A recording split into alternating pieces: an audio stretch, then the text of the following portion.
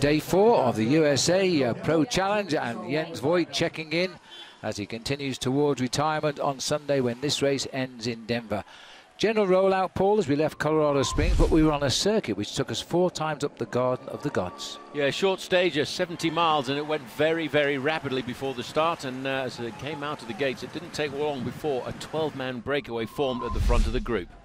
In that breakaway was indeed Jens Voigt. Meanwhile, back in the peloton, some 3 minutes back initially, was the new leader of the race, TJ Van Garderen. He wasn't concerned by those in the break, but Ben-Jacques Main, who once held the lead in the King of the Mountains, was now reclaiming it because he was in the breakaway.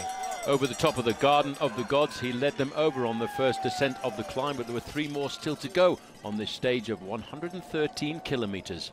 With temperatures soaring up into the 30 degrees Celsius, Jens Voigt was making the pace even hotter. Back down into Colorado, 3 circuits to go. It was Danny Summerhill taking the 5 points at the Lexus Sprint Point.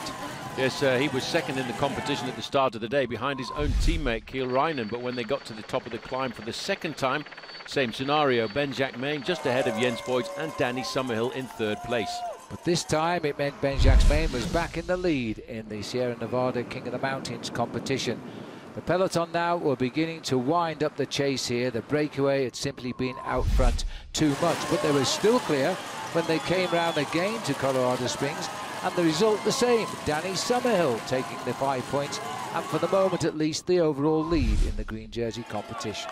Yes, but next time up the climb, when they got towards the top of the climb, Ben-Jacques Main got himself maximum points, but on the descent, Jens Voigt decided he'd go out on the attack. He sensed the breakaway was slowing down. The peloton were at 2.5 minutes behind. It was time to make his bid for glory, but he was leaving himself the best part of 40 kilometers to survive. And as he approached the finish, they were closing in. Yes, at the 3rd sprint point, no contest at all. Jens Voigt led through, and on the finishing line with 25 kilometers or 15 miles to go to the finish, he still held on to a 2-minute advantage over the main field.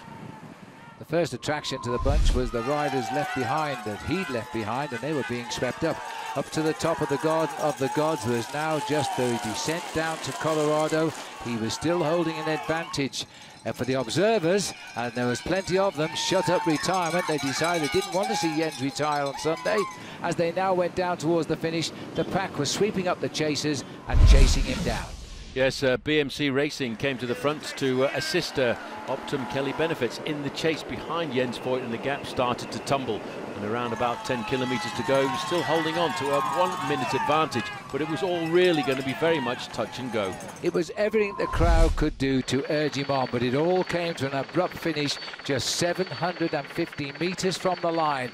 It was going to be the sprinters who would have their day, and the fairy tale ending to Jens Voigt's career was in tatters. Yes, but watch out as we charge up towards the line. The man in the lime green jersey was looking for the open door in front of him. Elia Viviani, a former 2-time stage winner at the USA Pro Challenge, and that was a couple of years ago, waited for the final moment to pounce.